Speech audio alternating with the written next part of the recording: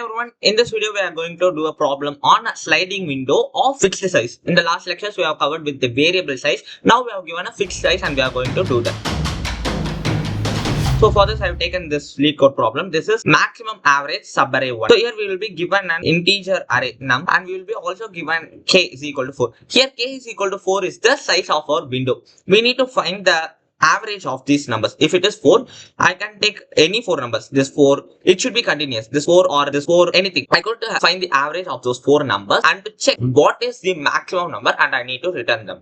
So for this we will be using the sliding window algorithm of fixed size. Let's see how we can solve. So I just copied it over here. What we'll be doing, we will be having two left index and right index. Those two things are going to restrict my control. First, let me take this maximum sum is equal to 0 and my sum is equal to 0. Why? Because I need to find the sum of 4 numbers and divided by the 4, right, to find average. I'm taking this. Index is going to start from 0. Okay, that's good. For in I is equal to 0, I less than what k. First, I'm running this for, first I'm going to find it for this 4 element. Anyhow, I will be finding the first 4 elements just before starting my sliding window algorithm. Let's find it. Sum plus is equal to nums of I. Okay, that's good. You just add it over here. My m sum is equal to sum. I arranged this. Okay, it's good. Now, what we need to do, I need to find my right index. You could check in the last lectures as well. How will we find the size of a window? Size is equal to my right index minus left index plus 1. This is how we find the size, right? Here I have given my size, that is k. K is equal to r minus l plus 1. I need to find r. What can I do? R is equal to k plus l minus 1, because we know all the values of this k, l and minus 1 is a constant thing.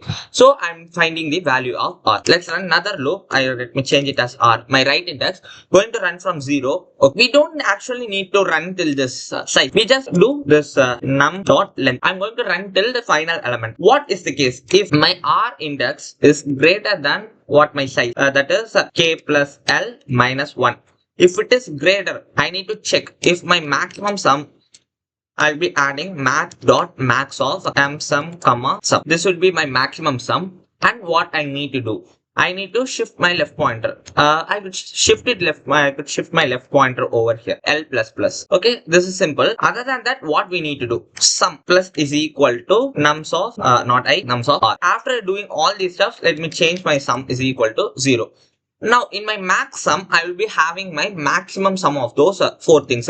I'll be having, right, let me go over here. Here, this first 4, then I will be taking sum for this 4, then I will be taking sum for this 4. I will be having the maximum of these sums. So, maximum sum only is going to give my maximum average. I'm going to return maximum sum divided by my k.